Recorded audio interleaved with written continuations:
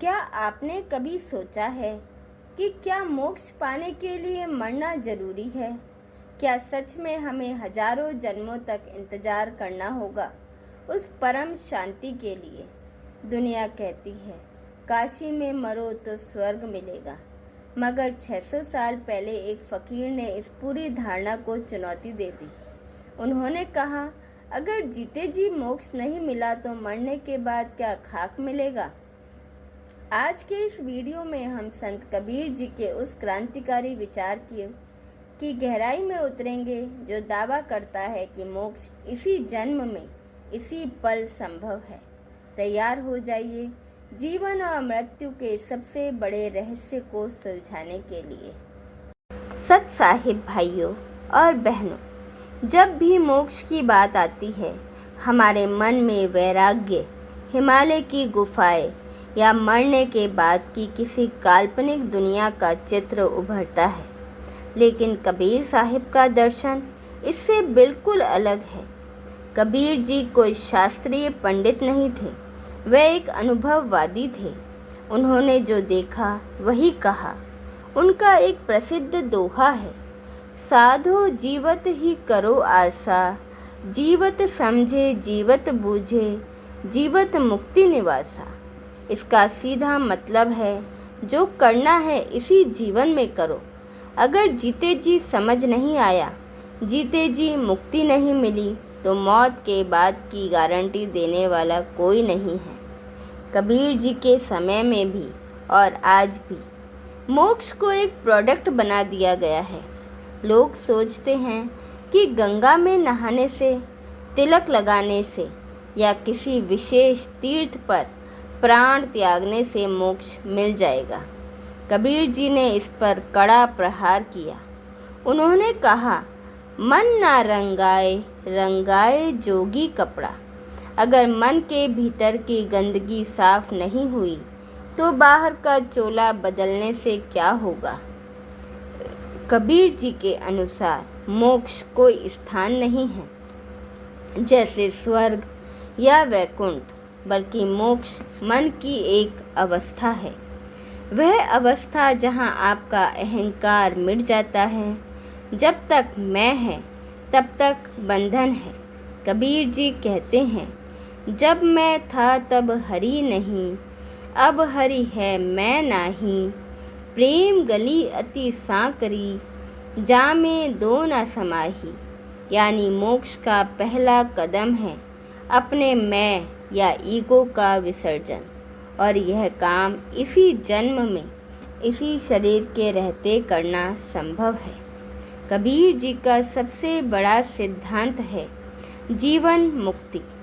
कबीर जी पूछते हैं कि अगर एक गुलाम को जीते जी जंजीरों से आज़ाद नहीं किया गया तो क्या मरने के बाद उसकी लाश आज़ाद कहलाएगी? नहीं।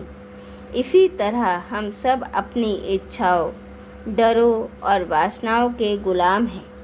कबीर जी के अनुसार मोक्ष का मतलब है इन मानसिक जंजीरों से इसी वक्त टूट जाना। कबीर जी कहते हैं कि परमात्मा कहीं दूर 7वें आसमान पर नहीं बैठा है।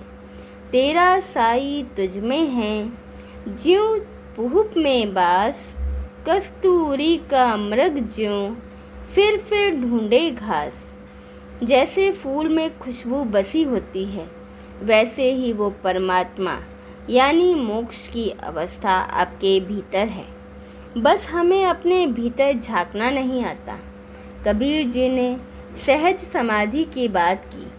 आपको घर बार छोड़ने की ज़रूरत नहीं है, बस अपनी जागरूकता को जगाने की ज़रूरत है। कबीर जी सिर्फ बातें नहीं करते थे, उन्होंने इसे जी कर दिखाया। इस ज़माने में मान्यता थी कि जो काशी में मरेगा उसे मोक्ष मिलेगा और जो मगहर में मरेगा उसे नरक या गधे का जन्म मिलेगा। अपने जीवन के अंतिम समय में कबीर जी जानबूझकर काशी छोड़कर मगहर चले गए। उन्होंने कहा, जो कबीरा काशी मुए तो राम ही कौन निहोरा। यानी अगर काशी में मरने से ही मोक्ष मिलना है तो फिर मेरी राम भक्ति का क्या मोल। यह मोक्ष की अवधारणा पर सबसे बड़ा क्रांतिकारी कदम था।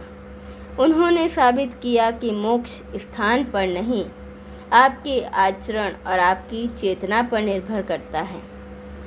आप कहीं भी हो, अगर आप जागृत हैं तो आप मुक्त हैं। अब सवाल आता है कि कबीर जी के अनुसार हम इसी जन्म में मोक्ष की ओर कैसे बढ़ सकते हैं। इसके लिए उन्होंने 3 मुख्य बातें बताई।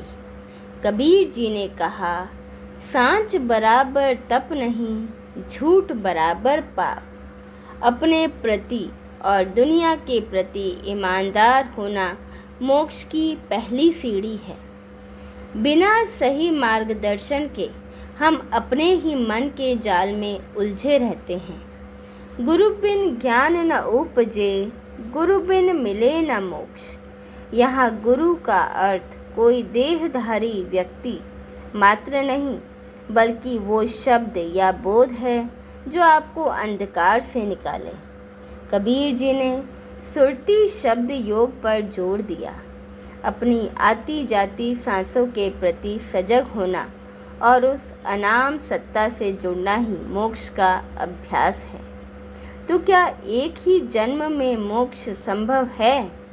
कबीर जी का जवाब है हाँ, बिल्कुल, लेकिन इसके लिए आपको कल पर टालना छोड़ना होगा। मोक्ष भविष्य की कोई घटना नहीं है, यह वर्तमान की उपलब्धि है। अगर आप आज इस पल में क्रोध, ईर्ष्या और लोभ से मुक्त हैं तो आप मोक्ष के स्वाद को चख रहे हैं। कबीर जी कहते हैं कि मृत्यु तो बस शरीर का बदलना है, लेकिन मुक्ति मन का बदल जाना है। जैसे कुम्हार का चाक घूमने के बाद भी मिट्टी का घड़ा अपनी धुरी पर टिका रहता है, वैसे ही इस संसार की भीड़ में रहते हुए भी अगर आपका मन स्थिर है तो आप मुक्त हैं। कबीर जी के शब्दों में कहें तो हंसा पायो मान सरोवर, अब कत अनत जाई। जब आत्मा के अपने भीतर ही सुख का सरोवर मिल गया तो वो बाहर कहाँ भटकेगी। उम्मीद है कबीर साहिब का यह नज़रिया आपके जीवन में एक नई रोशनी लाएगा। अगर आपको यह वीडियो पसंद आया हो तो इसे उन लोगों के साथ साझा करें जो सत्य की खोज में हैं। कबीर जी के किस दोहे ने आपके दिल को छुआ, कमेंट्स में ज़रूर बताइएगा और चैनल को सब्सक्राइब करना ना भी भूलें। मिलते हैं अगले वीडियो में। हमारे साथ बने रहने के लिए धन्यवाद। सत साहिब।